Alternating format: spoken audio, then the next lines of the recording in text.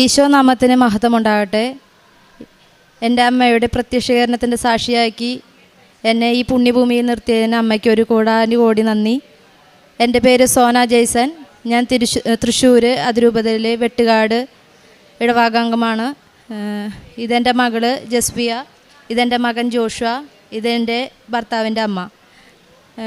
ഞാൻ 20/11/2023 ആദ്യമായിട്ട് ഉടമ്പടി എടുക്കുന്നത്. അതിനുണ്ടായ സാഹചര്യം പറയാം. ആഗസ്റ്റ് 12 എൻ്റെ ഹസ്ബൻഡ് മരിക്കുകയുണ്ടായി. തുടർന്ന് ഞാനൊരു ഡിപ്രഷൻ മൂഡിലായിരുന്നു. അതിന് മുന്നേ ഭർത്താവ് മരിക്കുന്നതിന് 2 മാസം മുന്നേ മകന് ഫിക്സ് എന്ന രോഗം സ്ഥിരീകരിച്ചിരുന്നു.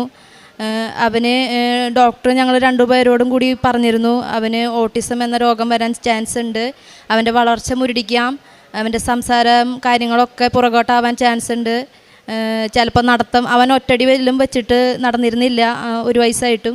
അവന് 1 വയസ്സ് 1 മാസം ഉള്ളപ്പോഴാണ് ഈ അസുഖം സ്ഥിരീകരിക്കുന്നത്. അപ്പോൾ ഞാൻ അതിൻ്റെ ആകെ സങ്കടത്തിലായിരുന്നു. കാരണം ഈ ഫിക്സിൻ്റെ ബുദ്ധിമുട്ടുകൾ എനിക്കറിയാം. കുഞ്ഞുനാൾ മുതൽ എനിക്കൊരു ഫ്രണ്ട് ഉണ്ട്, അവളുടെ ഫിക്സ് ഞാൻ നേരിട്ട് കണ്ടിട്ടുള്ളതാണ്. അപ്പോൾ അതിൻ്റെ ഒരു ഭയം എനിക്കുണ്ടായി. ഞാൻ അതിൽ ആകെ ഡിപ്രഷനായിട്ടിരിക്കുന്ന സമയമായിരുന്നു. അങ്ങനെ അവനെ ഡോക്ടറെ കാണിച്ച് ഞങ്ങൾ മരുന്ന് സ്റ്റാർട്ട് ചെയ്തിരുന്നു. അത് കഴിഞ്ഞിരിക്കുന്ന സമയത്താണ് ഈ ഭർത്താവിൻ്റെ വിയോഗം ഉണ്ടാവുന്നത്. ആൾക്ക് ഡെങ്കിപ്പനി മുഖേന അറ്റാക്ക്, ഡെങ്കിപ്പനി മാറി സമയത്ത് ബ്ലഡ് സർക്കുലേഷൻ്റെ വ്യത്യാസം ക്ലോട്ടായിട്ട് അറ്റാക്ക് വരികയായിരുന്നു. അത് ഒട്ടും പ്രതീക്ഷിക്കാതെ സംഭവിച്ച കാര്യമാണ്. സത്യം പറഞ്ഞാൽ അത് എന്നെ വല്ലാതെ അങ്ങ് നിലച്ച് കളഞ്ഞു എന്ന് വേണമെങ്കിൽ പറയാം. ബഹുമാനപ്പെട്ട അച്ഛൻ പറയണ പോലെ എൻ്റെ ഒരു ലോകരാജ്യം തന്നെ നിലച്ചു. എനിക്ക് മുന്നോട്ട് ഇനി എങ്ങനെ ജീവിക്കുമെന്ന് അറിയില്ല. എനിക്ക് സ്വന്തമായിട്ട് ഞാൻ തയ്യൽ ചെറുതായിട്ട് ചെയ്യുമായിരുന്നു, പക്ഷേ സ്ഥിര വരുമാനമില്ല. ഡോക്ടർ പ്രത്യേകം പറഞ്ഞിരുന്നു അവനൊരു 5 വയസ്സ് വരെ അവനെ ശ്രദ്ധിക്കണം എന്ന് പറഞ്ഞിരുന്നു. അപ്പോൾ എന്ത് ചെയ്യണമെന്ന് എനിക്കറിയില്ല. ചേട്ടൻ മരിക്കുമ്പോൾ ചെറു കടങ്ങളായിട്ട് മേടിച്ചത് ലോൺ പോലെ ഈ കുടുംബശ്രീ സംഘങ്ങളിൽ നിന്ന് അങ്ങനെയൊക്കെ ആയിട്ട് മേടിച്ച ലോണ് ആയിട്ടൊരു 3-3.5 ലക്ഷം രൂപ കടമുണ്ട്. അത് മാസം 10,000 രൂപയോളം അടയ്ക്കണം. അപ്പോൾ ആളുള്ളപ്പോൾ വരെ ഞങ്ങൾ 1-2 പറഞ്ഞ് തത്തിയാണ് ആ പൈസ അടച്ചിരുന്നത്. അപ്പോൾ എനിക്ക് ആകെ ഭയം, ഞാൻ എങ്ങനെ ആ പൈസ അടയ്ക്കും എന്നുള്ളൊരു ഭയം വന്നു. ഒപ്പം ജോലിക്ക് പോയാൽ എങ്ങനെയാലും അടയ്ക്കാം, പക്ഷെ ജോലിക്ക് പോകാൻ പറ്റില്ല. മകനെ ആരെ ഏൽപ്പിച്ച് പോകാൻ പറ്റില്ല. അവനെ 5 വയസ്സ് വരെ ശ്രദ്ധിക്കണം. എനിക്കറിഞ്ഞൂടോ, എന്നെ ഭയം വല്ലാതെ മൂടി. ഞാൻ വല്ലാതെ പേടിച്ചു. ആത്മഹത്യ ചെയ്യാൻ വേണ്ടിയിട്ട് ഞാൻ തീരുമാനിച്ചു. പക്ഷെ എനിക്ക് എൻ്റെ മക്കളെ കൈകൊണ്ട് കൊല്ലാൻ പറ്റില്ല. അവരെ ഞാൻ അത്രയും ഈശോട് ചോദിച്ചു മേടിച്ചതാ. മൂത്തത് മകൾ വേണമെന്നും അവളെ ഒരുക്കി കൊണ്ട് നടക്കാൻ, രണ്ടാമതൊരു മകൻ വേണമെന്നും ഞാൻ ചോദിച്ചു മേടിച്ചതാണ്. അപ്പോൾ അവരെ എൻ്റെ കൈ കൊണ്ട് ചെയ്യാൻ പറ്റാത്ത അവസ്ഥയായി. പക്ഷേ എനിക്ക് മരിക്കണം, എനിക്ക് എങ്ങനെയും ചേട്ടൻ്റെ അടുത്തേക്ക് പോകണം, എനിക്ക് ആളെ കാണണം എന്നൊക്കെയുള്ളൊരു ചിന്തയായിരുന്നു. അങ്ങനെ ഞാൻ ആത്മഹത്യക്ക് ചിന്തിച്ചുകൊണ്ടിരിക്കുന്ന സമയത്ത് ഞാൻ ഡിപ്രഷൻ്റെ എങ്ങനെ മരിക്കുന്നു ചിന്തിച്ചിരിക്കുമ്പോൾ ഞാൻ വേദന ഇല്ലാതെ മരിക്കണമെങ്കിൽ എന്ത് ചെയ്യണമെന്ന് ചിന്തിച്ചുകൊണ്ടിരിക്കുമ്പോൾ എനിക്കൊരു ഐഡിയ തോന്നി. ഉറക്ക ഗുളിക കഴിച്ച് മക്കൾക്ക് കൊടുത്ത് അവർ മരിച്ചു എന്ന് ഉറപ്പ് വരുത്തിയിട്ട് ഞാൻ മരിക്കാം എന്ന് ഞാൻ ചിന്തിച്ചു. പക്ഷെ ഉറക്ക ഗുളിക അങ്ങനെയൊന്നും കിട്ടില്ല എന്ന് എനിക്കറിയാം. അപ്പോൾ ചേട്ടൻ മരിച്ചതിൻ്റെ 3-ാം ദിവസം തുടങ്ങി ഞാൻ എല്ലാവരോടും പറഞ്ഞു എന്നെ ഒരു സൈക്കാട്രിസ്റ്റിനെ കാണിക്കണം, എനിക്ക് പറ്റണില്ല എന്ന് ഞാൻ പറഞ്ഞു. പാവൻ്റെ അമ്മ അത് വിശ്വസിച്ചു എന്നെ കുറേ സ്ഥലത്തേക്ക് കൊണ്ടു നടന്നു. ആദ്യം ഞങ്ങളുടെ അവിടെ ഉള്ളൊരു അച്ഛനെ, സൈക്കാട്രിസ്റ്റാണ്, അച്ഛനെ കാണിച്ചു. അച്ഛൻ മുഖേന എന്നെ ജൂബിലി മിഷനിലുള്ള ഒരു ജോമി ഡോക്ടർ എന്ന് പറഞ്ഞ സൈക്കാട്രിസ്റ്റിനെ കാണിച്ചു. ഡോക്ടർ എന്നോട് സംസാരിച്ചിട്ട് പറഞ്ഞു മരുന്നും കാര്യങ്ങളും എഴുതാമെന്നൊക്കെ പറഞ്ഞപ്പോൾ എങ്ങനെ ഉറക്കം എങ്ങനെയുണ്ടെന്ന് ചോദിച്ചു. അപ്പം ഞാൻ ഉറക്കമില്ലാന്ന് ഞാൻ പറയാൻ നിൽക്കുമ്പോഴേക്കും എൻ്റെ അമ്മ പറഞ്ഞു, ഉറക്കമൊന്നും കുഴപ്പമില്ല ഡോക്ടറെ എന്ന് പറഞ്ഞു. അപ്പോൾ ഡോക്ടർ പറഞ്ഞു, എന്നപ്പോൾ പിന്നെ നമുക്ക് സ്ലീപ്പിംഗ് പിൽസ് എഴുതണ്ടല്ലേ എന്ന് പറഞ്ഞു. ഞാൻ അങ്ങോട്ട് ഇല്ലാണ്ടായി. അപ്പോൾ ഡോക്ടർ പറഞ്ഞു, നമുക്കൊന്നൊരു കാര്യം ചെയ്യാം, മൈൻഡ് സെറ്റ് ആവാനുള്ള മരുന്ന് എഴുതാമെന്ന് പറഞ്ഞു. മരുന്ന് എഴുതി. സത്യം പറഞ്ഞാൽ എൻ്റെ അമ്മയ്ക്ക് പോലും അറിയില്ലായിരുന്നു എൻ്റെ ഉദ്ദേശം എന്താണെന്ന്. പാവം എൻ്റെ അമ്മ കുറേ എന്നെ കൊണ്ട് നടന്നു. എന്നിട്ട് അത് കിട്ടി, ലിസ്റ്റ് കിട്ടി. ഞാൻ എന്നെ വീട്ടിലൊക്കെ സംസാരിച്ചു. ഡോക്ടർ അമ്മേനെ പേഴ്സണലായിട്ട് വിളിച്ചിട്ട് പറഞ്ഞു, കുറച്ച് നാളത്തേക്ക് അവളെ അവിടെ നിന്നൊന്ന് മാറ്റി നിർത്തിക്കോ, നിങ്ങളുടെ കൂടെ നിർത്തിക്കോ, അപ്പോൾ അവൾ ഓക്കെ ആവുമെന്ന് പറഞ്ഞ് എന്നെ വീട്ടിലേക്ക് കൊണ്ടുപോയി. ഞാൻ വീട്ടിലൊരു മാസം നിന്നു, മരുന്ന് കഴിച്ചു. ഞാൻ ഓക്കെ ആയി. ഞാൻ തിരിച്ചു ഹോസ്പിറ്റലിൽ ഡോക്ടറെ കാണിച്ച്. ചേട്ടൻ്റെ 41 തിരിച്ച് വീട്ടിൽ പോയി. അപ്പോൾ ഡോക്ടർ ഞാൻ എന്നെ ഒരു മൈൻഡ് ശരിയായപ്പോൾ ഞാൻ വിചാരിച്ചു ഇനി മരുന്ന് വേണ്ട, നിർത്തിയേക്കാമെന്ന് വിചാരിച്ചു. പക്ഷെ ഞാൻ ഡോക്ടറോട് സംസാരിച്ചുകൊണ്ടിരിക്കുമ്പോൾ ഞാൻ ഡോക്ടറോട് പറഞ്ഞു, ഡോക്ടർ എനിക്ക് വല്ലാണ്ട് രാത്രി ഉറക്കം, മോന് പാല് കുടിക്കണതാണ്. ഞാൻ അപ്പോൾ എൻ്റെ വീട്ടിൽ നിന്ന് ചേട്ടൻ്റെ വീട്ടിലേക്ക് പോവാണ്. അപ്പോൾ എനിക്ക് ഈ മരുന്ന് ഒന്ന് മാറ്റാൻ എന്തെങ്കിലും പറ്റുമെന്ന് ചോദിച്ചപ്പോഴാണ് ഡോക്ടർ പറയണത്, എന്നാൽ നമുക്ക് സ്ലീപ്പിംഗ് പിൽസ് നിർത്താമെന്ന്. സത്യം പറഞ്ഞാൽ അതിൽ സ്ലീപ്പിംഗ് പിൽസ് ഉണ്ടായിരുന്നു, എനിക്കറിയില്ലായിരുന്നു. അങ്ങനെ പക്ഷേ അപ്പോഴേക്കും എൻ്റെ മൈൻഡ് ശരിയായി. എന്നാൽ പിന്നെ എന്തെങ്കിലും ചെയ്യാം മക്കളെ. അപ്പോഴേക്കും ഒരു മൈൻഡ് റിലാക്സായി. ഞാൻ വീട്ടിൽ പോയി. 41 കഴിഞ്ഞു, എല്ലാവരും പോയി, ഞാൻ തരിച്ചായി. എൻ്റെ അമ്മ അവസാനം എന്നോട് യാത്ര പറഞ്ഞ അമ്മയും പോയി. ആ റൂമിനുള്ളിൽ ഞാൻ മാത്രം ഒറ്റയ്ക്കായി. ഒരു ദിവസം പോലും ഞാൻ ചേട്ടനില്ലാതെ അവ വീട്ടിൽ ഞാൻ നിന്നിട്ടില്ല.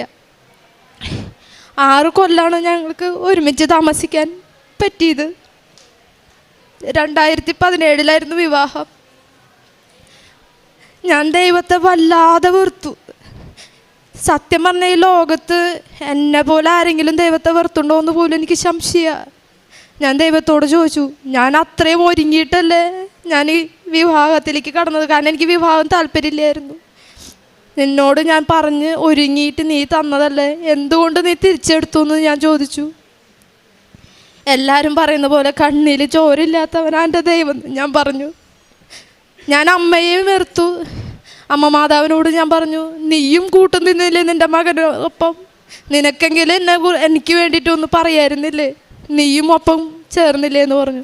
കാരണം ഞാനും എൻ്റെ ഭർത്താവും കൂടിയിട്ട് ആകെ കൂടി വിവാഹശേഷം ഒരുമിച്ച് പോയത് തൃശ്ശൂരുള്ള പുത്തമ്പള്ളിയിൽ മാത്രം.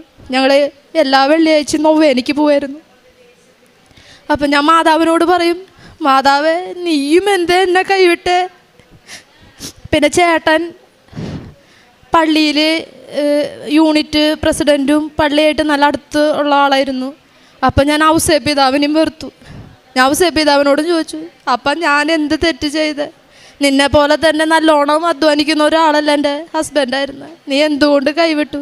നിങ്ങൾക്ക് ആർക്കും എന്നോടൊരു ദയയില്ലല്ലേ എന്ന് പറഞ്ഞു. ഞാൻ വെറുത്തു എന്ന് പറഞ്ഞു, അങ്ങേറ്റം വെറുത്തു. അങ്ങനെ ഡിപ്രഷൻ മൂഡ് പിന്നെയും തിരിച്ചു വന്നു. ഞാൻ പ്രിസ്ക്രിപ്ഷൻ തപ്പി, എനിക്ക് കിട്ടി. ആ ഒരാഴ്ച എനിക്ക് വീട്ടിൽ മോന് വയ്യ പനി, മോൾക്ക് വയ്യ പനി, എനിക്ക് പനി. മോള് കരയണു, മോളെ എടുക്കണ്ട മോനെ എടുക്കണ്ട, എനിക്ക് നിൽക്കാൻ വയ്യ. എനിക്ക് യൂറിക് ആസിഡിൻ്റെ പ്രശ്നമുണ്ട്. 9 ഒരു ആർക്കെങ്കിലും പറഞ്ഞാൽ മനസ്സിലാവുമെന്നറിയില്ല. എൻ്റെ ഈ ചെറുവിരലിൻ്റെ ഇട പോലും എനിക്ക് വേദനയാണ്. എനിക്ക് മോനെ എടുക്കാനൊന്നിനും പറ്റണില്ല. എല്ലാം കൊണ്ടും ഡിപ്രഷൻ മൂഡിൽ നിൽക്കണ സമയത്ത് എനിക്ക് ഒട്ടും പരിചയമില്ലാത്ത ചേച്ചി, ഞാൻ ആ ഇടവകയിൽ കണ്ടുണ്ടോയെന്ന് പോലും എനിക്കറിയില്ല. എൻ്റെ അമ്മ പള്ളിയിൽ വെച്ചിട്ട് ചേട്ടൻ്റെ അമ്മ ആ ചേച്ചിയോട് പറഞ്ഞ എൻ്റെ വിഷമത്തിൻ്റെ പുറത്ത് ആ ചേച്ചി, ഒരു പരിചയമില്ലാത്ത ചേച്ചി, ഞാൻ പ്രിസ്ക്രിപ്ഷൻ എടുത്ത് എൻ്റെ തലണരുടെ അടിയിൽ വെച്ച സമയത്ത് എൻ്റെ വീട്ടിലേക്ക് വന്നു. ആ ചേച്ചി തൈലെടുത്തു, എൻ്റെ നെറ്റിയിൽ പൂശി, ഉപ്പ് എൻ്റെ റൂമിൽ വിതറി, എന്നോട് പറഞ്ഞു, നിന്നെ രക്ഷിക്കാൻ പറ്റുന്ന കരം ഞാൻ കാണിച്ചു തരാമെന്ന്. കൃപാസനം എന്ന് ഞാൻ ചേട്ടനുള്ള സമയത്ത് ഞാൻ കേട്ടിട്ടുണ്ട്. എൻ്റെ വീട്ടിൽ ആ പത്രം കിട്ടിയിട്ടുണ്ട്. ആ പത്രത്തിൽ ഞാൻ നൈറ്റ് പൊതിഞ്ഞ് കൊടുത്തിട്ടുണ്ട് തയ്ച്ചിട്ട്. സത്യമായിട്ട് എനിക്കറിയില്ലായിരുന്നു. എന്നാൽ ആ ചേച്ചീനെ വിശ്വസിച്ച് ഒന്നും അറിയില്ലെങ്കിലും മരിക്കാൻ നേരത്ത് കിട്ടിയ കച്ചി തുരുമ്പ് നന്നോണം ആ ചേച്ചി അമ്മയുടെ നിർബന്ധപ്രകാരം, ചേട്ടൻ്റെ അമ്മയുടെ നിർബന്ധപ്രകാരം ആ ചേച്ചി എന്നെ ഒരു 2 ദിവസമേ വൈകിട്ടുള്ളൂ എന്നെ കൊണ്ടുവന്നു. ഞാനിവിടെ ഉടമ്പടി എടുത്തു. കുറേ നാളായി ഉറങ്ങിയിട്ട് അതിൻ്റെ ഒക്കെ ഇത് കാരണം ഇവിടെ വന്നു. സത്യം പറഞ്ഞാൽ ഞാൻ ഉടമ്പടി ക്ലാസ് കേട്ടിട്ടില്ല. ആദ്യത്തെ പോർഷനൊന്നും കേട്ടില്ല, നന്നായി ഉറങ്ങി. എന്നാൽ അവിടെ വെച്ച് ഇങ്ങനെ നമ്മുടെ കൗൺസിലർ പറഞ്ഞു, ഓരോ അസുഖങ്ങൾക്ക് പ്രാർത്ഥിക്കേണ്ട കാര്യം പറഞ്ഞപ്പോൾ എൻ്റെ മോൻ്റെ അപസ്മാര രോഗം എന്ന് കേട്ട ഉടനെ ഞാൻ ചാടി എഴുന്നേറ്റു. മത്തായിയുടെ സുവിശേഷം 17-ാം അധ്യായം 14 മുതൽ 21 വരെയുള്ള വാക്യങ്ങൾ, അപസ്മാര രോഗിയെ സുഖപ്പെടുത്തുന്നുള്ള വചനം എന്നെ വല്ലാതെ സ്പർശിച്ചു. ഞാനത് എഴുതിയെടുത്തു. എൻ്റെ മോളുടെ നാവിൻ്റെ കെട്ടിൻ്റെ കുറിച്ചും ഞാൻ അതിൽ എഴുതിയിട്ടുണ്ടായിരുന്നു, അതിനും വചനം കിട്ടി. പക്ഷേ ഈ അപസ്മാര രോഗി എന്നുള്ള വചനം എന്നെ വല്ലാതെ സ്പ്രെഡ് ചെയ്യിപ്പിച്ചു. അത് എന്നോട് ഇങ്ങനെ ആരോ പറയുന്ന പോലെ, നീ മകൻ്റെ അസുഖം നിനക്ക് ഞാൻ മാറ്റിത്തരാം, നീ ഈ വചനത്തിൽ ഉറച്ച് വിശ്വസിക്കണമെന്ന് പറഞ്ഞു. അന്ന് മുതൽ ഇന്നലെ വരെ ഞാൻ കുടുംബ പ്രാർത്ഥനയിൽ ആ പ്രാർത്ഥന ഞാൻ മുടക്കിയിട്ടില്ല. എൻ്റെ മോൾക്ക് വരെ ആ വചനം കാണാപ്പാടാണ്. ആ വചനം പള്ളിയിൽ എത്തിക്കുമ്പോൾ എൻ്റെ മോൾ എൻ്റെ തിരിഞ്ഞു നിന്ന് എൻ്റെ മുഖത്ത് നോക്കി ചിരിക്കും. കാരണം ഞാനത് ഇതുവരെ മുടക്കിയിട്ടില്ല. അങ്ങനെ ഇവിടെ വന്ന് ഉടമ്പടി എടുത്തു. ഞാൻ തിരിച്ചു പോയി. ഞാൻ ഉടമ്പടിയിൽ വെച്ച 6 കാര്യങ്ങളിൽ ആദ്യത്തേന്ന് പറഞ്ഞാൽ, എനിക്ക് സ്വന്തമായിട്ടൊരു വരുമാനം വേണം. എനിക്കിത്തിരി പറയുകയാണെങ്കിൽ ഇത്തിരി പ്രസ്റ്റീജ് കൂടുതലുള്ള ആളാണ് ഞാൻ. എനിക്കങ്ങനെ ആരെയും ബുദ്ധിമുട്ടിക്കുന്നത്, കുഞ്ഞുനാൾ മുതൽ ഒരു മിഠായിക്ക് പോലും ആരെയും ബുദ്ധിമുട്ടിക്കാറില്ല. അപ്പച്ചനും അമ്മയൊക്കെ തരും, ചേട്ടനൊക്കെ തരുന്നത് മേടിക്കും കഴിക്കുന്നല്ലാണ്ട് ഞാൻ എൻ്റെ ആവശ്യങ്ങൾ അങ്ങനെ പറഞ്ഞ് ആരെയും ബുദ്ധിമുട്ടിച്ചിട്ടില്ല. അപ്പം ഞാൻ ചേട്ടനെ ആയാലും പരമാവധി ബുദ്ധിമുട്ടിക്കാറില്ല. അപ്പോൾ ഞാൻ മാതാവിനോട് പറഞ്ഞ ആദ്യത്തെ കാര്യം, എനിക്കൊരു വരുമാനം, സ്ഥിര വരുമാനം എനിക്ക് വേണം. അത് നീ തന്നിരിക്കണം. കാരണം അതെൻ്റെ നിലനിൽപ്പിൻ്റെ കാര്യമാണ്. ഞാൻ മറ്റുള്ളവരെ മുന്നിൽ എൻ്റെ ഭർത്താവ് പോയി തോറ്റ് തല താഴ്ത്തേണ്ട വന്നാൽ എൻ്റെ ജീവിതം ഞാൻ അവസാനിപ്പിക്കും. കാരണം ആരുടെ മുന്നിൽ എനിക്ക് നാണം കെട്ട് ജീവിക്കണ്ട, എനിക്കത് ഇഷ്ടമല്ല എന്ന് പറഞ്ഞു ഞാൻ. കാരണം കുഞ്ഞുനാൾ മുതൽ കുറേ കരഞ്ഞിട്ടുണ്ട്. അപ്പോഴൊക്കെ ഓരോ ഘട്ടങ്ങൾ ടീനേജ് ആകുമ്പോൾ പറയും, നീ ജോലിക്ക് പോയി ശരിയാവും എന്ന് പറയും. ജോലിക്ക് പോയി തുടങ്ങി കഴിഞ്ഞപ്പോൾ പറഞ്ഞു, കല്യാണം കഴിഞ്ഞാൽ നിൻ്റെ എല്ലാ പ്രശ്നങ്ങളും മാറുടി, നിൻ്റെ സന്തോഷം കിട്ടുന്നു അത് വിചാരിച്ച് വിവാഹം കഴിച്ചു. ഭർത്താവ് ഞങ്ങൾ തമ്മിൽ കുറച്ച് ഇണക്കങ്ങളും മണക്കളുണ്ടെങ്കിലും ആളാണ് എന്നെ പകൽ വെളിച്ചം കാണിച്ചു തന്നത്. അതുകൊണ്ടാണ് എനിക്ക് ഇത്ര സങ്കടം. കാരണം ജോലിക്ക് പോവും, കാലത്ത് 9 മണിക്ക് ജോലിക്ക് അല്ലെങ്കിൽ 8 മണിക്ക് പോവും, വൈകിട്ട് 6:30 ആകുമ്പോൾ വീട്ടിലെത്തും. ഞാൻ പകൽ വെളിച്ചം കണ്ടിട്ടില്ല. സൺഡേസ് ഞാൻ +1 +2 ഡിഗ്രി ഒക്കെ പഠിക്കാൻ പോയി. അതുകൊണ്ട് സൺഡേ എന്താണെന്ന് ഞാൻ അറിഞ്ഞിട്ടില്ല. അങ്ങനെ ഞാൻ മാതാവിനോട് അത് ആദ്യം വെച്ചു. രണ്ടാമതായിട്ട് എൻ്റെ മോൻ്റെ രോഗം മാറ്റി തരണം. കാരണം എൻ്റെ മോനൊരു ഓട്ടിസം രോഗിയായിട്ടോ അല്ലെങ്കിൽ വളർച്ചയില്ലാതായിട്ടോ എനിക്ക് കാണണ്ട. ഞാൻ നിന്നോട് ചോദിച്ചു മേടിച്ചതാണ് എൻ്റെ മോനെ. എനിക്ക് അവനെ പൂർണ്ണ സൗഖ്യമായിട്ട് എനിക്ക് കിട്ടണം. കാരണം അവന് വയ്യാണ്ട് ആയി കഴിഞ്ഞാൽ എനിക്ക് മുന്നോട്ട് ഒന്നും ചെയ്യാൻ പറ്റില്ല, ഞാൻ തളർന്നു പോവും. അതുകൊണ്ട് അവനെ സ്റ്റേബിളായിട്ട് എനിക്ക് തരണമെന്ന് ഞാൻ പറഞ്ഞു. അത് 2ാമത്തെ ഉടമ്പടിയായിട്ട് വെച്ചു. 3ാമത്തെ ഉടമ്പടി എൻ്റെ ഭർത്താവിൻ്റെ ഏറ്റവും വലിയ സ്വപ്നമായ ഭവനം. അങ്ങനെ അവൻ്റെ ഉടമ്പടി അവൻ്റെ വെച്ച് ഞാൻ തിരിച്ചു പോയി. എനിക്കെന്നെ അതിശയമാണ്. അവൻ പതുക്കെ റിക്കവർ, അവൻ നടന്നു, ഒറ്റടി വെച്ചു, പിന്നെ സംസാരം വന്നു, അവൻ നല്ല ആക്റ്റീവായി. അപ്പോൾ എനിക്കെന്നെ അതിശയായി. പതുക്കെ ആയി. ഞാൻ ഡോക്ടറെ കാണിച്ചപ്പോൾ ഡോക്ടറും പറഞ്ഞു അവന് നല്ല മാറ്റം ഉണ്ടെന്ന് പറഞ്ഞു. അങ്ങനെ അവൻ്റെ മരുന്ന് നിർത്തി. മരുന്ന് ഡോക്ടർ നിർത്തിയതല്ല, ഞാൻ നിർത്തിയതാണ്. ഞാൻ ഡോക്ടറോട് അങ്ങോട്ട് പറഞ്ഞു, എൻ്റെ മോന് ശരിയായി ഡോക്ടറെ, ഇനി മരുന്നിൻ്റെ ആവശ്യമില്ല. കാരണം അവൻ 5 വയസ്സ് വരെ മരുന്ന് എടുക്കണം എന്നാണ് ഡോക്ടർ പറഞ്ഞത്. ഞാൻ പറഞ്ഞു വേണ്ട. എൻ്റെ കയ്യിൽ ഇപ്പോഴും ലാസ്റ്റ് ഡോക്ടർ അവൻ്റെ മരുന്ന് കണ്ടിന്യൂസ് കൊടുത്തായിരുന്നു. നിർത്തിയ മരുന്ന് നിർത്തിയിട്ട് എന്നോട് പറഞ്ഞു, അവനെന്തെങ്കിലും നല്ലോണം പനിയൊക്കെ വരുമ്പോൾ ഈ മരുന്ന് നീ മറക്കാതെ കൊടുക്കണം. കാരണം ഇനി അവനൊരു ഫിക്സ് വരാൻ പാടില്ല. അവനിപ്പോൾ ഓക്കെയാണ്, ഇനി അവന് വിട്ടു കൊടുത്തോടാന്ന് പറഞ്ഞു. എൻ്റെ ഭർത്താവ് മരിച്ചിരിക്കുന്ന സമയത്താണ് ഇതൊക്കെ സമയം. അപ്പോൾ ഡോക്ടർ എന്നോട് നല്ല ഇതിൽ പറഞ്ഞു. അപ്പം ഞാൻ, ഇല്ല ഡോക്ടർ, അവന് മരുന്ന് വേണ്ട, എനിക്ക് ഉറപ്പാണ് അവൻ്റെ രോഗം എൻ്റെ അമ്മ മാതാവ് തൊട്ട് സൗഖ്യപ്പെടുത്തി. അതിന് മുന്നേ ഞാനിവിടെ വന്നിരുന്നു. ഞാൻ ഈ തിരക്കിൻ്റെ ഇടയിൽ എനിക്ക് അത്രയും വയ്യെങ്കിലും ഞാൻ അവിടെ വരി നിന്ന് മോൻ്റെ ഈ രോഗത്തിൻ്റെ ഇതൊക്കെ കാണിച്ച് ഇവിടെ വന്നു. ജോസഫ് അച്ഛനെ കണ്ടതും എനിക്ക് കിട്ടിയ സമാധാനം എന്താണെന്ന് എനിക്ക് അറിയില്ല. വന്നു, അച്ഛൻ അവൻ്റെ തലയിൽ തൊട്ട് സൗഖ്യപ്പെടുത്തി, അവൻ്റെ കവിളിൽ തട്ടിയിട്ട് പറഞ്ഞു, ചിരിച്ചു. ഒന്നും പറഞ്ഞില്ല, ചിരിച്ചു. എനിക്കതിൻ്റെ അർത്ഥം സത്യമായിട്ട് അറിയില്ല. ഞാൻ ചോദിച്ചാൽ എന്താ അച്ഛൻ അങ്ങനെ ഒന്നും പറയാതിരുന്നേന്ന് വിചാരിച്ചു. ആ കാശുരൂപം തന്നു. അന്ന് ഇവിടുന്ന് ഇറങ്ങുമ്പോൾ ആ ചേച്ചിയുണ്ട് എൻ്റെ കൂടെ. ആ ചേച്ചി എന്നോട് പറഞ്ഞു, ഇത് നിൻ്റെ കയ്യിൽ വെച്ചുകൊണ്ട് നടക്കാനുള്ളതല്ല, അവൻ്റെ കഴുത്തിലിടണം എന്ന് പറഞ്ഞു. അന്ന് മുതൽ ഇവൻ്റെ അസുഖം മാറി മാതാവായിട്ട് അവൻ്റെ കഴുത്തിൽ നിന്ന് ആ കാശുരൂപം ഊരി എൻ്റെ കയ്യിൽ വീഴണ വരെ ഞാൻ അത് ഊരിയിട്ടില്ല. അത് ഇട്ട് കൊടുത്തു. അന്ന് മുതൽ അവന് നല്ല മാറ്റമാണ്. അന്ന് മുതലാണ് അവന് മാറ്റം ഞാൻ ശ്രദ്ധിക്കാൻ തുടങ്ങിയത്. ഇന്ന് എൻ്റെ മോളേക്കാളും ആക്റ്റീവ് അവനാണ്. ഞാൻ ഒന്ന് കരഞ്ഞാൽ എൻ്റെ കണ്ണീരൊപ്പം അവൻ വരുമ്പോൾ എനിക്കുണ്ടാകുന്ന സന്തോഷം പറഞ്ഞറിയിക്കാൻ പറ്റുന്നതിനപ്പുറം. അച്ഛൻ പറയാതിരുന്നതിൻ്റെ കാരണം എനിക്ക് മനസ്സിലായില്ല. പിന്നീട് അച്ഛൻ എന്നെ ഉടമ്പടി ധ്യാനത്തിൽ, ഞാൻ ഉടമ്പടി ധ്യാനം മുടങ്ങാണ്ട് കാണുന്ന ഒരു വ്യക്തിയാണ്. എൻ്റെ മോള് വരെ എന്നെ ചീത്ത പറയും. കാരണം ഞാൻ ജോലി തയ്ക്കുന്ന സമയത്തൊക്കെ ഈ ധ്യാനമാണ് കേട്ടോണ്ടിരിക്കുന്നത്. പണ്ട് പാട്ട് കേട്ടിരുന്ന ഞാൻ ഇപ്പം ധ്യാനമാണ്. അത് 2017 മുതലുള്ള ധ്യാനങ്ങൾ ഞാൻ ഇപ്പോൾ കേൾക്കുന്നുണ്ട്, സ്ഥിരം കേൾക്കും. എനിക്ക് ധ്യാനം കേട്ടില്ലെങ്കിൽ തയ്ക്കൽ ശരിയാവില്ല. അങ്ങനെ ഞാൻ അച്ഛൻ്റെ ആ ഉടമ്പടി ധ്യാനത്തിൽ പറഞ്ഞു, അച്ഛൻ, ഞാൻ ഉത്തരം പറയാത്തവർക്കാണ് ഏറ്റവും കൂടുതൽ അനുഗ്രഹം കിട്ടാൻ പോണേന്ന്. അപ്പം എനിക്ക് മനസ്സിലായി, അതുകൊണ്ടാണ് അച്ഛൻ എൻ്റെ മോനോട് പറയാണ്ടിരുന്നതെന്ന് എനിക്ക് മനസ്സിലായി. ഞാൻ പൂർണ്ണമായിട്ട് വിശ്വസിച്ചു എൻ്റെ മോൻ്റെ അസുഖം മാറിയെന്ന്. ഞാൻ ആ മരുന്ന് തുറന്നു പോലും ഞാൻ നോക്കിയിട്ടില്ല. അതിനുശേഷം കുറേ തവണ അവന് പനി വന്നു, പലതരം അസുഖങ്ങളും വന്നു. പക്ഷേ ഞാൻ അവന് ആ മരുന്ന് കൊടുത്തിട്ടില്ല. ഇപ്പോഴും ആ മരുന്ന് എൻ്റെ അതിൽ കിടക്കുന്നുണ്ട്. അത് ജസ്റ്റ് ഞാൻ ഇവിടെ സാക്ഷ്യം പറയുമ്പോൾ കാണിക്കാൻ വേണ്ടി സൂക്ഷിച്ചു, അല്ലെങ്കിൽ ഞാൻ അന്നേ കളഞ്ഞേനെ. ഇന്നേ വരെ അവനൊരു അസുഖം വന്നില്ല. അതിന് ഈശോയ്ക്ക് അമ്മോടും പറയാൻ പറ്റുന്ന കോടാനുകോടി നന്ദി. കാരണം അവൻ ഓക്കെ അല്ലായിരുന്നെങ്കിൽ ഞാനും പതുക്കെ ഡിപ്രഷനിലേക്ക് പോയേനെ. എനിക്കൊന്നും ചെയ്യാൻ മുന്നോട്ട് പോകാൻ പറ്റില്ലായിരുന്നു.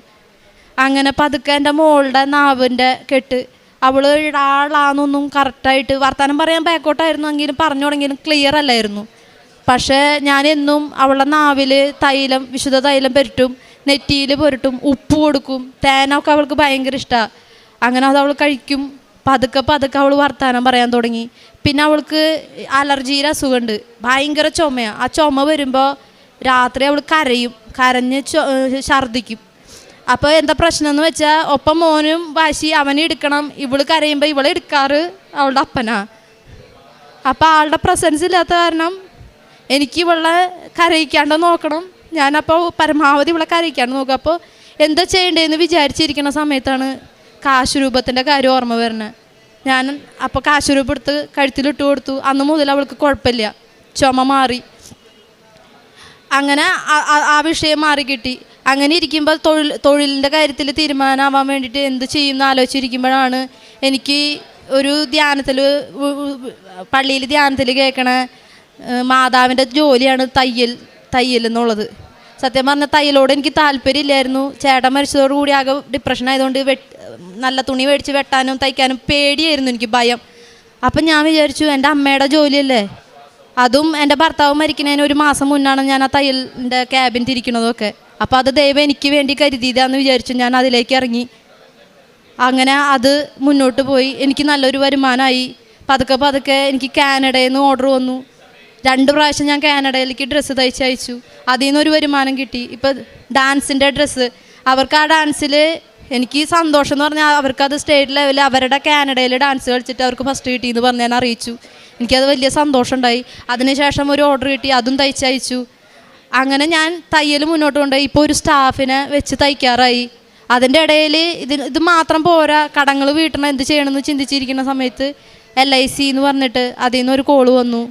അപ്പം അങ്ങനെ പാർട്ട് ടൈമായിട്ട് ചെയ്താൽ മതി എന്ന് പറഞ്ഞപ്പോൾ ഞാൻ ചിന്തിച്ചു, ശരിയാ, ഞാൻ മാതാവിനോട് ചോദിച്ചതാണ് എൻ്റെ മക്കളൊക്കെ നോക്കിക്കൊണ്ട് എനിക്ക് ചെയ്യാൻ പറ്റുന്ന ജോലി. അങ്ങനെ ആ ജോലി ഞാൻ എടുത്തു. എനിക്ക് അങ്ങനെ അതിൽ നിന്ന് കമ്മീഷൻ കിട്ടി. ഞാൻ അതും ഇതും കൂടി ആയപ്പോൾ ഞാൻ എല്ലാ കാര്യങ്ങളും ഇന്ന് വരെ ഞാൻ എൻ്റെ മാതാവിനോട് ആദ്യമായിട്ട് പറഞ്ഞത്, എൻ്റെ മോളൊരു മിഠായി ചോദിച്ചാൽ എനിക്കത് മേടിച്ചു കൊടുക്കാൻ പറ്റണം. അതേ ഞാൻ പറഞ്ഞിരുന്നുള്ളൂ. പക്ഷേ ഇന്ന് വരെ അവൾ ചോദിച്ചതൊക്കെ ഞാൻ ക്രമം വിട്ട് മേടിച്ചു കൊടുക്കണ ആളല്ല. പക്ഷേ അവൾക്ക് ആവശ്യമുള്ളതൊക്കെ എനിക്ക് ചെയ്യാൻ പറ്റി, അവളുടെ കൂടെ നിൽക്കാൻ പറ്റി. അങ്ങനെ അവളുടെ കാര്യങ്ങൾ മുന്നോട്ട് പോയി. അങ്ങനെ ഇരിക്കുമ്പോൾ ചെറിയ ചെറിയ ഒരു വിഷമങ്ങൾ കുടുംബത്ത് ഉണ്ടായി. അത് വലിയ കാര്യങ്ങളൊന്നുമല്ല. പക്ഷെ ഞാൻ വിചാരിച്ചു, എന്നാൽ എനിക്ക് എന്തെങ്കിലും സംഭവിച്ചാൽ മക്കൾക്ക് എന്തെങ്കിലും ചെയ്തിടണം. ചേട്ടാ ആഗ്രഹിച്ച ഒരു കാര്യമാണ്, അതിന് തുടക്കം വയ്ക്കാം എന്ന് വിചാരിച്ച് ഞാൻ ഭവനം തുടങ്ങാമെന്ന് വിചാരിച്ചു. അങ്ങനെ ഇരിക്കുന്ന സമയത്ത് ഞാൻ ഭവനം തുടങ്ങാമെന്ന് നിശ്ചയിച്ച സമയത്ത് അപ്പച്ചൻ മരിച്ചു. അപ്പം ഞാൻ വിചാരിച്ചു, ഇനിയിപ്പോൾ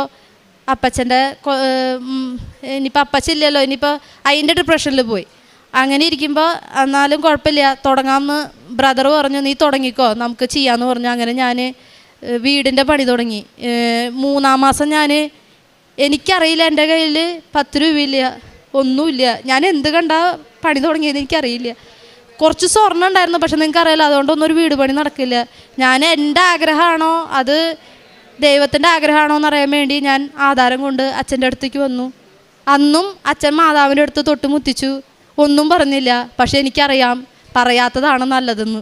അത് വിശ്വസിച്ചു ഞാൻ അമ്മയോട് കാര്യങ്ങളൊക്കെ പറഞ്ഞു. അമ്മ, ഞാൻ തുടങ്ങാൻ പോവാ, നിനക്കറിയാം ഒരു ഇഷ്ടികയുടെ വില പോലും, അതായത് ഒരു ഓളോബ്രിക്സ് കട്ടയുടെ വിലയോ ഒരു സിമെൻറ്റ് ചാക്കിൻ്റെ വിലയോ ഒരു കമ്പിയുടെ വിലയോ ഒന്നും അറിയാത്ത ഞാൻ, എന്തിനെ ഒരു വീടിൻ്റെ സ്ക്വയർ ഫീറ്റ് എത്രയാണെന്ന് പോലും അറിയാത്ത ഞാൻ വീട് പണി തുടങ്ങി. എനിക്കറിഞ്ഞോടെ എവിടെ നിന്നൊക്കെ എനിക്ക്, അതായത് ഇന്ന ആളോട് പറയും ആ പണി അവിടെ ഏൽപ്പിക്കുന്ന ആൾക്കാർ പറഞ്ഞ് ഒരുപാട് സഹായങ്ങൾ പൈസയായിട്ടല്ല ഇന്ന ആൾക്ക് ഏൽപ്പിക്കുന്നു പറഞ്ഞു വന്നു. ഞാൻ ഒക്കെ ചോദിച്ചറിഞ്ഞു. ഞാൻ വീട് ഫുള്ളായിട്ട് കോൺട്രാക്ട് കൊടുക്കാണ്ട് ഞാൻ പണിയിപ്പിച്ചു. 6 മാസം കൊണ്ട് എൻ്റെ വീട് പണി കഴിഞ്ഞു. ഈ വരുന്ന 18-ാം തീയതി ഞാൻ എൻ്റെ വീട്ടിലേക്ക് താമസമാണ്. ഞാൻ അമ്മേനെ ക്ഷണിക്കാൻ വന്നതാണ്. തകർന്നു പോയ എൻ്റെ കൂടാരത്തെ തിരിച്ച് പണിത് തന്ന ആളെൻ്റെ അമ്മ. എനിക്ക് ഉള്ളൊരു ഭയം എന്ന് പറഞ്ഞാൽ, ഞാൻ ഉടമ്പടിയിൽ ഞാനിപ്പോൾ അവസാനം ഇനി വേറൊന്നും എനിക്ക് വെക്കില്ല. എൻ്റെ ഉടമ്പടിയിലെ ഒരുവിധ എല്ലാ കാര്യങ്ങളും കഴിഞ്ഞു. എനിക്ക് ഉടമ്പടി വെക്കാനില്ല. പക്ഷെ ഞാൻ അമ്മയോട് ഫസ്റ്റ് വെച്ച ഉടമ്പടി കഴിഞ്ഞ പ്രാവശ്യം പുതുക്കിയപ്പോൾ, എനിക്ക് മരണം വരെ നിൻ്റെ ഉടമ്പടിയിലാവണം. എനിക്ക് ആവശ്യങ്ങളൊന്നുമില്ല, പക്ഷെ എനിക്ക് മരണം വരെ നിൻ്റെ ഉടമ്പടിയിലാവണം. കാരണം എനിക്കും ദൈവത്തിന് മാത്രം, അമ്മയ്ക്ക് മാത്രം അറിയാവുന്നൊരു സത്യമുണ്ട്. എൻ്റെ ഇങ്ങേ സൈഡിൽ കുറേ ഡിപ്രഷൻ ഒളിഞ്ഞു കിടക്കുന്നുണ്ട്. ഒരു പറയുകയാണെങ്കിൽ സുനാമിക്ക് മുന്നേ കിടക്കണ തിരമാല പോലെ, അല്ലെങ്കിൽ ഉരുൾ പൊട്ടാൻ പോണതിന് മുന്നുള്ള മല പോലെ, ശാന്തമായി കിടക്കണ മല പോലെ കുറേ ഡിപ്രഷനുകൾ ഇപ്പുറത്തുണ്ട്. എനിക്ക് മുന്നോട്ടൊരു ജീവിതമില്ല, എനിക്കൊരു എണയില്ല. ജീവിതകാലം മുള്ളും ഞാൻ ഭാരം വഹിക്കണം. എൻ്റെ മക്കളെ ഞാൻ എങ്ങനെ പഠിപ്പിക്കുന്നൊക്കെ ഉള്ളൊരു പേടി, ആ ഡിപ്രഷൻ ഇപ്പുറത്ത് കിടക്കുന്നുണ്ട്. അപ്പോഴാണ് ഞാനത് യേശുവോട് പറഞ്ഞപ്പോൾ എനിക്ക് വചനം കിട്ടണേ. യേശയുടെ സുവിശേഷം, യേശയുടെ പുസ്തകം 45-ാം അധ്യായം. നിൻ്റെ സൃഷ്ടാവാണ് നിൻ്റെ ഭർത്താവ്, സൈന്യങ്ങളുടെ കർത്താവാണ് എന്നവൻ്റെ പേരെന്ന്. അന്ന് മുതൽ ഞാൻ എൻ്റെ ഭർത്താവിൻ്റെ സ്ഥാനം എൻ്റെ ഈശോയ്ക്ക് കൊടുത്തു. എൻ്റെ അപ്പൻ്റെ സ്ഥാനം വഹിക്കുന്നത് എൻ്റെ ഈശോയാണ്. അന്ന് മുതൽ എനിക്ക് തിരിഞ്ഞു നോക്കേണ്ട വന്നിട്ടില്ല. എല്ലാ കാര്യങ്ങളും എനിക്ക് അതിശയിക്കുന്ന രീതിയിൽ എൻ്റെ കാര്യങ്ങൾ നടന്നു. അങ്ങനെ പ്രേക്ഷിത പ്രവർത്തനമായിട്ട് ഞാൻ ചെയ്യാറ്, പത്രം മേടിക്കും, ഞാൻ വീടുകളിൽ കൊടുക്കും. ഞാൻ പറഞ്ഞു കൊടുക്കുക എൻ്റെ അവസ്ഥ പറഞ്ഞിട്ടാണ്. അപ്പോൾ എൻ്റെ മോള് ചോദിക്കും, എന്തിനാ അമ്മ ഇത് കൊടുക്കണമെന്ന് ചോദിക്കുമ്പോൾ ഞാൻ എൻ്റെ മോളോട് പറയും, നിൻ്റെ അമ്മ എന്ന് നിൻ്റെ മുന്നിൽ ജീവനോടെ നിൽക്കുന്നുണ്ടെങ്കിൽ ഈ പത്രടി കാരണം എന്ന് പറയും ഞാൻ. അങ്ങനെ ഞാൻ പത്രങ്ങൾ കൊടുക്കും. അത് കഴിഞ്ഞു പിന്നെ കാരുണ്യ പ്രവൃത്തിയായിട്ട് ചെയ്യാൻ ഞാൻ പറഞ്ഞ പോലെ ഞാൻ ദാരിദ്ര്യത്തിലാണ്. പക്ഷേ എൻ്റെ വീട്ടുകാർക്ക് പോലും അറിയില്ല. എനിക്ക് 300 രൂപ തൈക്കൂലി കിട്ടിയാൽ അതിൽ നിന്ന് 100 രൂപ ഞാൻ വേറെ ആൾക്ക് കൊടുത്തിരിക്കും. അത് ഞാൻ മാതാവിനോട് പറഞ്ഞിട്ടുള്ള കാര്യമാണ്. അങ്ങനെ ഞാൻ കുറേ പേർക്ക് കൊടുത്തിട്ടുണ്ട്. ആർക്കും അറിയില്ല, ഞാൻ ആരോടും പറഞ്ഞിട്ടില്ല. അങ്ങനെ വീടിൻ്റെ അടുത്തൊരു എനിക്കറിയണ ഒരു കുട്ടിയുടെ ഭർത്താവ് ആക്സിഡൻറ്റ് പറ്റി, ആർക്കും അറിയില്ല. ഞാൻ പോയി അവളെ ഹോസ്പിറ്റലിൽ പോയി കണ്ടു.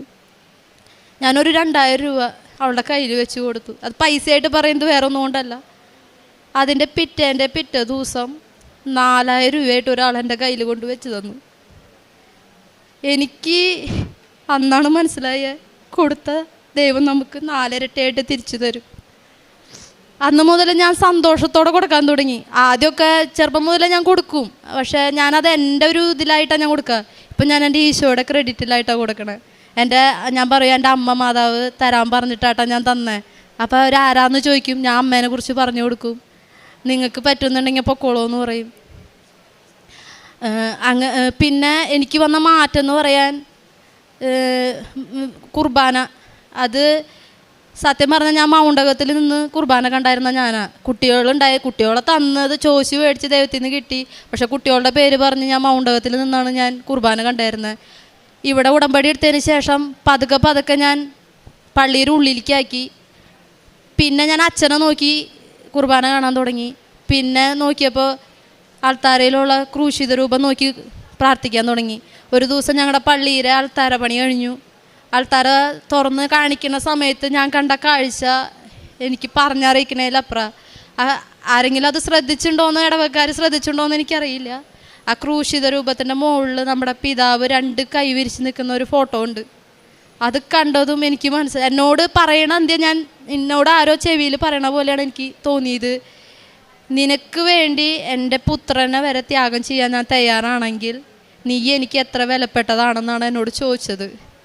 അപ്പോൾ പിന്നെ എനിക്ക് ധൈര്യമായി. സത്യം പറഞ്ഞാൽ ഇപ്പോൾ ഇവിടുന്ന് ഇറങ്ങിയ 0 ബാലൻസ് എൻ്റെ അക്കൗണ്ട്. നാളെ ഒരു സ്വന്തമായിട്ടൊരു കുടുംബമായിട്ട് ജീവിക്കുമ്പോൾ കറണ്ട് ബില്ല്, കേബിളിൻ്റെ ബില്ല്, അങ്ങനെയൊക്കെ അറിയാമല്ലോ, ചിലവുകളുണ്ട്. പക്ഷേ യാതൊരു പേടി എനിക്കില്ല. കാരണം ഇന്ന് വരെ ഞാൻ തിരിഞ്ഞു നോക്കുമ്പോൾ എന്നെ അതിശയിപ്പിക്കുന്ന കുറേ കാര്യങ്ങളുണ്ട്. ഇന്ന് വരെ താങ്ങിയ ദൈവം എൻ്റെ മരണം വരെ താങ്ങുന്നുള്ള ധൈര്യമാണ്. ഞാൻ എപ്പോഴും ചേട്ടൻ മരിച്ചതിന് ശേഷം ഞാൻ എൻ്റെ ഹൃദയം ഇവിടെ ഉടമ്പടി എടുത്ത് വന്ന് കാശ് രൂപം നെഞ്ചിലണിയാൻ തുടങ്ങി. അതിന് ശേഷം ഞാൻ ശ്രദ്ധിക്കാൻ തുടങ്ങി. എൻ്റെ ഹൃദയം ഞാൻ ഇടയ്ക്ക് കൈവച്ച് നോക്കും, ഇടിക്കണത് പോലും ഞാൻ അറിയണില്ല. ആരോ കൈവെള്ളയുടെ ഉള്ളിൽ സൂക്ഷിച്ച പോലെ. പണ്ടൊക്കെ ഒരു എക്സാമിന് പോകുമ്പോൾ എൻ്റെ ഹൃദയം ഇടിക്കുക, അത് പറഞ്ഞറിയിക്കാനപ്പുറം. പക്ഷേ ഇന്ന് എന്തൊരു പ്രതിസന്ധി വന്നാലും ഞാൻ ഹൃദയത്തിൽ കൈവച്ച് നോക്കുമ്പോൾ സത്യം പറഞ്ഞാൽ അത് അവിടെ ഉണ്ടെന്ന് പോലും എനിക്കറിയില്ല. ആരോ ഒരു കുഞ്ഞ കൈവളയിൽ സൂക്ഷിച്ച പോലെ. ഒരു ടെൻഷനും ഞാൻ ഇന്നവരെ അറിഞ്ഞിട്ടില്ല. ഒരു വീട് പണി കഴിയുമ്പോഴത്തെ ഒരു ടെൻഷൻ നിങ്ങൾക്കറിയാലോ, ഒന്നും ഞാൻ അറിഞ്ഞിട്ടില്ല. എല്ലാവർക്കും അതിശയമാണ്. ഞാൻ ഈ 18-ാം തീയതി കുറ്റീശയാന്ന് പറഞ്ഞ് ഞാൻ വിളിച്ചപ്പോൾ എല്ലാവരും ചോദിക്കണം, അതിന് നീ വീട് പണി തുടങ്ങാൻ പോകണമെന്നല്ല പറഞ്ഞാൽ തുടങ്ങിക്കഴിഞ്ഞാന്നാണ് ചോദിക്കണേ. 6 മാസത്തിൻ്റെ ഉള്ളിൽ വീട് പണി കഴിഞ്ഞു എന്ന് പറയുമ്പോൾ എല്ലാവർക്കും അതിശയമാണ്. വീട് പണിക്ക് വന്നവർ തന്നെ എന്നോട് പറഞ്ഞു, വാർക്ക പൊളിക്കാനൊക്കെ വന്നവർ പറഞ്ഞു, ചേച്ചിയൊക്കെ ഭാഗ്യ, ഓരോരുത്തർ വീട് പണിതിട്ടിട്ട് ഇപ്പോഴും പണി കഴിയാത്തവരുണ്ടെന്ന് അവരെന്നോട് പറഞ്ഞു. ചേച്ചിക്കൊക്കെ എന്തോ അനുഗ്രഹം ഉണ്ടെന്ന് പറഞ്ഞു. അതുപോലെ പെരുമഴയത്താണ്, അതായത് റെഡ് അലർട്ട് പറഞ്ഞ അന്ന് എൻ്റെ വീടിൻ്റെ മെയിൻ വാർക്ക. പക്ഷേ ആ വാർക്ക കഴിയണ വരെ മഴ പെയ്തില്ല. അതിന് ശേഷം മഴ പെയ്ത്. അപ്പോൾ എല്ലാവരും പറഞ്ഞു, ഇത് ഭയങ്കര അതിശയല്ലേ ചേച്ചി. അപ്പോൾ ഞാൻ അവരോടൊക്കെ പറഞ്ഞു, ഞാൻ ആ തറക്കല്ലിടുമ്പോൾ അച്ഛൻ്റെ അടുത്തുനിന്ന് ഞാൻ പറഞ്ഞില്ലേ വെഞ്ചിരിച്ച കാശ് രൂപം മേടിച്ച് കൊണ്ടുപോയിട്ട് ഞാൻ 4 ചുറ്റിലും ആ കാശ് രൂപം മെയിനായിട്ടുള്ള തറക്കല്ലിൽ ഞാൻ വെച്ചിട്ടാണ് തുടങ്ങിയത്. ഞാൻ പറഞ്ഞു ഇത് ഞാൻ പണിയണ വീടല്ല, എൻ്റെ അമ്മ മാതാവ് ഈശോയും കൂടി പണിയുന്ന വീടാണ്. ഞാൻ ടെൻഷൻ അടിക്കണ്ട, അത് അവർ വേണ്ട വിധം ചെയ്തോളും. ലാസ്റ്റായപ്പോൾ കാശ് തികയാണ്ടായി വന്നപ്പോൾ ഞാൻ ടെൻഷൻ അടിച്ചു. അപ്പം ഞാൻ വിചാരിച്ചു, കുറച്ച് നേരം കഴിഞ്ഞപ്പോൾ എൻ്റെ ഉള്ളിലിരുന്ന് പരിശുദ്ധാത്മാവ് പറയുക, നീ അപ്പം സത്യത്തിൽ ദൈവത്തിലാണ് വിശ്വസിച്ചത്, നിൻ്റെ കയ്യിലുണ്ടായിരുന്ന കാശിലാണ് വിശ്വസിച്ചതെന്ന്. അപ്പോഴാണ് എനിക്ക് മനസ്സിലായത്. അങ്ങനെ ഞാൻ പതുക്കെ ഞാൻ ആ ടെൻഷൻ ഉപേക്ഷിച്ചപ്പോൾ പിന്നെയും കാര്യങ്ങൾ സ്മൂത്തായി നടക്കാൻ തുടങ്ങി. ഈ വരുന്ന 18-ാം തീയതി എൻ്റെ വീടിൻ്റെ പാല് കാച്ചലാണ്. അത് എന്നെ അതിശയിപ്പിക്കുന്ന ഒന്നാണ്. ഞാൻ തകർന്നു, ഇനി എനിക്കൊരു ജീവിതം മുന്നോട്ടില്ല എന്ന് ഞാൻ വിചാരിച്ച നിമിഷം തുടങ്ങി എൻ്റെ കരം പിടിച്ച് നടക്കുന്ന ഒരു ഈശോയുണ്ട്. ഒരു മഴയോ വെയിലോ ഒന്നും തന്നെ എന്നെ ബാധിച്ചിട്ടില്ല. എല്ലാം താങ്ങുന്ന ഒരു ദൈവം എനിക്കുണ്ട്. അതിന് എൻ്റെ ഈശോയ്ക്കും എൻ്റെ ഈശോയെ എനിക്ക് തന്ന എൻ്റെ അമ്മ മാതാവിനും കോടാനകോടി നന്ദി പറഞ്ഞ് ഞാൻ എൻ്റെ സാക്ഷി ഇവിടെ അവസാനിപ്പിക്കുന്നു. വിശുദ്ധ മാർക്കോസിൻ്റെ സുവിശേഷം 12-ാം അധ്യായം 43-ാം തിരുവചനം. അവൻ ശിഷ്യന്മാരെ അടുത്ത് വിളിച്ചു പറഞ്ഞു, സത്യമായി ഞാൻ നിങ്ങളോട് പറയുന്നു, ഈ ദരിദ്ര വിധവ മറ്റാരെയുംക്കാൾ കൂടുതൽ ഭണ്ഡാരത്തിൽ നിക്ഷേപിച്ചിരിക്കുന്നു. ജോസഫ് അച്ഛൻ നമ്മോട് എപ്പോഴും ഓർമ്മിപ്പിക്കുന്നൊരു കാര്യമുണ്ട്, നിൻ്റെ ആസ്തി എത്രയുണ്ടെന്ന്. നമ്മുടെ ആധ്യാത്മികമായ ആസ്തിയെക്കുറിച്ച് എപ്പോഴും അച്ഛൻ നമ്മെ ഓർമ്മിപ്പിക്കുന്ന ഒരു വലിയ കാര്യമാണ്. നിനക്കുള്ളതിൽ നിന്ന് കൊടുക്കുമ്പോൾ അതിലെന്ത് മേന്മയാണുള്ളത്.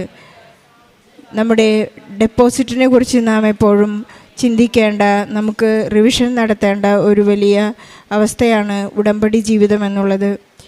ഇവിടെ സോനയുടെ ശക്തമായ പ്രത്യക്ഷീകരണ സാക്ഷ്യം ദൈവം ഇസ്രായേൽക്കാരോട് കൂടെ നടന്ന ഒരു അനുഭവമാണെന്ന് സോന ഇവിടെ വിവരിച്ചത്.